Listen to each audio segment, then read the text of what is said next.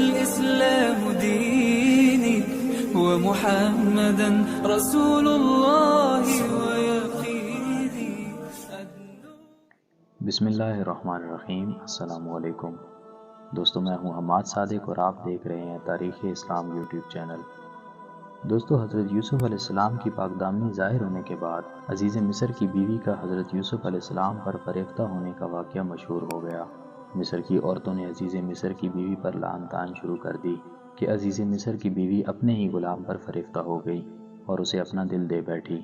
جب عزیز مصر کی بیوی کو پتہ چلا تو اس نے عورتوں کی ایک محفل منعقد کی اور مہمان نوازی کے طور پر دسترخوان پر پھل بھی رکھ دیے اور ہر ایک کے ہاتھ میں ایک ایک چھری بھی دے دی تاکہ اپنے سامنے رکھے ہوئے پھل کاٹ کر کھائیں.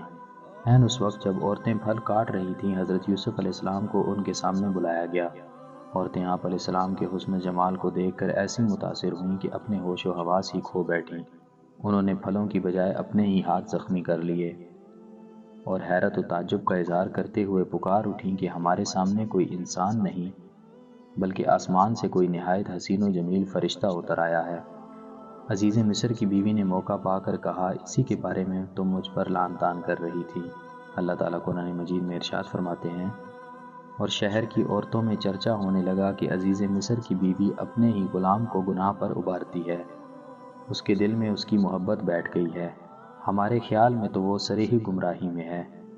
پس جب اس نے ان کی پرفریب باتیں سنی تو انہیں بلوا لیا اور ان کے لیے مسندیں تیار کیں اور ان میں سے ہر ایک کو چھری دی. اور عین اس وقت جب وہ پھل کاٹ کر کھا رہی تھیں، یوسف علیہ السلام سے کہا، ان کے سامنے آؤ. ان عورتوں نے جب انہیں دیکھا تو دنگ رہ گئیں اور اپنے ہاتھ کاٹ لیے اور کہنے لگیں، اللہ کی پناہ، یہ تو بشر ہرگز نہیں ہے، یہ تو کوئی بہت ہی معزز فرشتہ ہے. عزیز مصر کی بیوی نے کہا، یہی وہ شخص ہے جس کے بارے میں تم مجھے طعنے دے رہی تھیں اور میں نے ہی اس سے اپنا مطلب حاصل کرنا چاہا تھا، لیکن اس نے اپنے آپ کو بچا لیا، اور اگر اس نے میرا کہنا نہ مانا تو یقیناً یہ قید کر دیا جائے گا اور بہت ہی ذلیل ہوگا. جب حضرت یوسف علیہ السلام نے عزیز مصر کی بیوی کی دعوت پر آنے والی عورتوں کے مکر و فریب کو دیکھا تو اللہ رب العزت کے حضور مکر و فریب سے بچاؤ کے لیے دعا مانگی. اللہ تعالیٰ قرآن مجید میں ارشاد فرماتے ہیں، اس وقت یوسف نے دعا مانگی، اے میرے پروردگار، جس بات کی طرف یہ عورتیں مجھے بلا رہی ہیں اس سے تو مجھے قید خانہ زیادہ پسند ہے.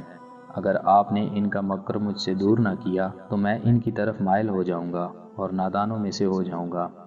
پس ان کے رب نے ان کی دعا قبول کر لی اور عورتوں کے مکر سے ان کو دور کر دیا.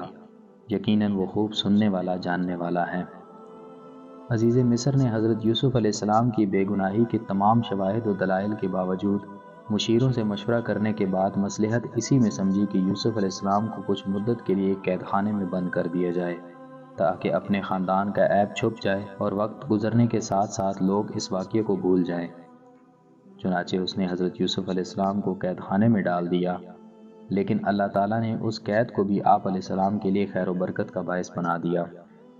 اللہ تعالیٰ قرآن مجید میں ارشاد فرماتے ہیں، پھر یوسف کی پاک دامنی کی تمام نشانیوں کو دیکھ لینے کے بعد انہیں یہی مصلحت معلوم ہوئی کہ یوسف کو کچھ مدت کے لیے قید خانے میں رکھیں.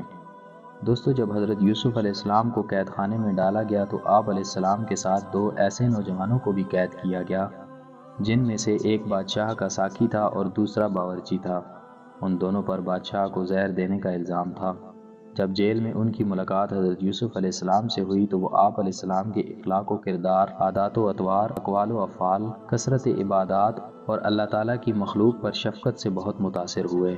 ان دونوں نے ایک ہی رات میں خواب دیکھا. ساقی نے خواب دیکھا کہ انگور کی بیل کی 3 شاخیں ہیں، ان میں سے پتے اگائے ہیں اور انگوروں کے گچھے پک گئے ہیں. اس نے انگور لے کر بادشاہ کے پیالے میں نچوڑے اور اسے وہ مشروب پلا دیا. باورچی نے خواب میں دیکھا کہ اس کے سر پر روٹیوں کی 3 ٹوکریاں ہیں اور پرندے سب سے اوپر کی ٹوکری سے کھا رہے ہیں.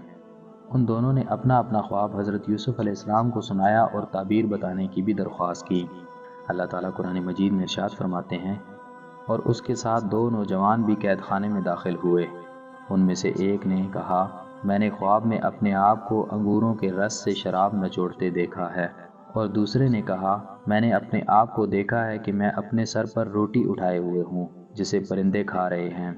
آپ ہمیں اس کی تعبیر بتا دیجئے، ہمیں تو آپ نیک شخص دکھائی دیتے ہیں. دوستوں امید کرتا ہوں آپ کو آج کا ہمارا یہ ٹاپک پسند آیا ہوگا۔